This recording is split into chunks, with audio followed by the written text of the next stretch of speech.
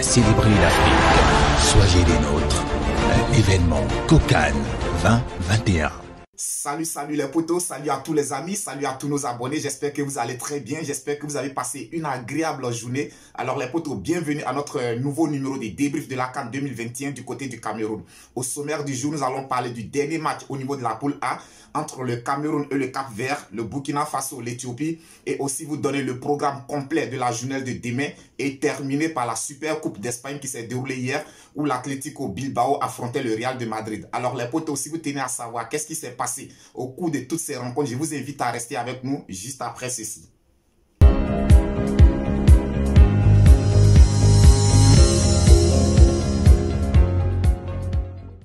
Alors les potos, aujourd'hui on a joué le troisième et dernier match dans le groupe A et le Cameroun était opposé au Cap-Vert.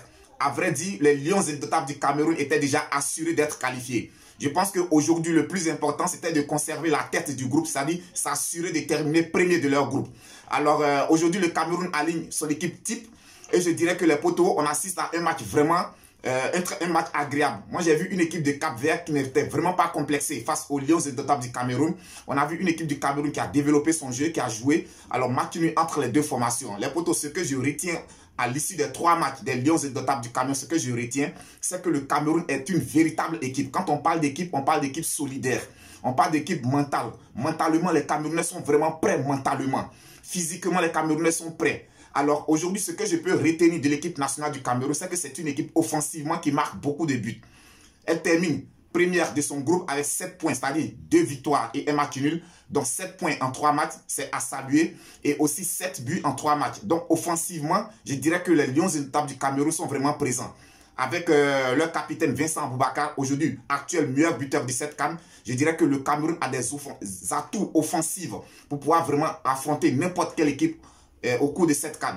Mais par contre, le maillon faible de cette équipe des Lions indomptables du Cameroun que je voudrais souligner, je pense que c'est sa défense. En 3 matchs, le Cameroun a encaissé 3 buts.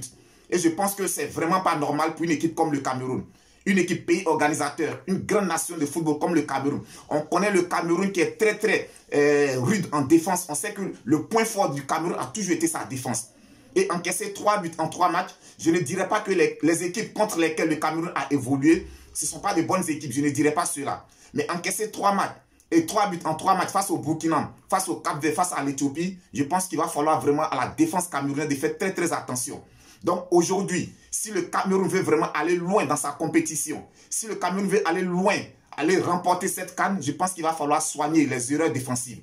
Parce qu'en défense, il y a vraiment trop d'erreurs défensives. Et là, ça se paye cash face à des grandes équipes.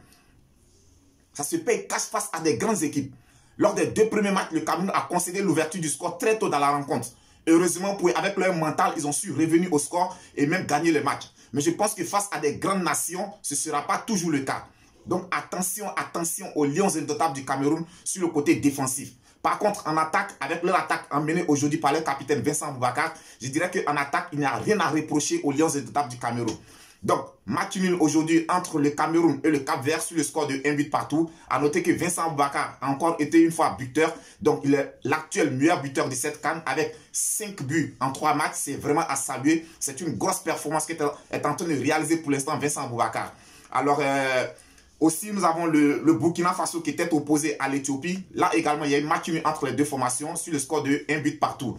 Alors, il fallait juste un match nul au Burkinabé pour se qualifier. Je pense que c'est ce qu'ils ont fait. Donc, dans le groupe A, sont qualifiés les Lions indomptables du Cameroun et les étalons du Burkina Faso. Le Cameroun termine premier avec 7 points, tandis que le Burkina Faso termine deuxième avec 4 points.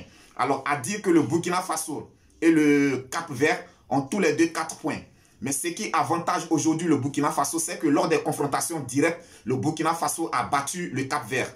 Donc c'est ce qui permet au Burkina Faso de terminer deuxième et de se qualifier pour les 8e de finale accompagné des Lions indomptables du Cameroun. Donc belle victoire, belle qualification du Cameroun et du Burkina Faso. Alors le programme complet de la journée de demain les potos, à partir de 17 h déjà, nous aurons le Malawi qui sera opposé au Lion du Sénégal. Et toujours à 17 h, nous avons le Zimbabwe qui affrontera la Guinée. Alors actuellement, la Guinée est leader de son groupe. Demain, il faut juste un match nul aux Guinéens pour pouvoir se qualifier pour les 8e de finale. Je dirais attention au Sénégal parce que le Sénégal pour le moment n'est pas encore entré dans sa compétition. Attention au Sénégal. On espère que demain, Sadio Mané et tous ses coéquipiers nous produiront un bon match parce qu'on a envie de voir. On a envie de voir cette équipe aller très loin dans cette compétition parce que c'est une grande équipe et c'est un gros représentant africain. Et aussi, toujours demain sur le coup de 20 h, on a le Gabon qui sera opposé au Maroc. Alors, à noter aussi que le Maroc est déjà qualifié. Donc, demain, il s'agira pour les Lions du Maroc d'essayer de conserver la tête de ce groupe. Et aussi, toujours à 20 h, nous avons le Ghana qui sera opposé aux Comores. À noter que le Maroc et le Gabon sont bien partis. Donc, en cas de match nul, les deux formations seront qualifiées pour les huitièmes de finale.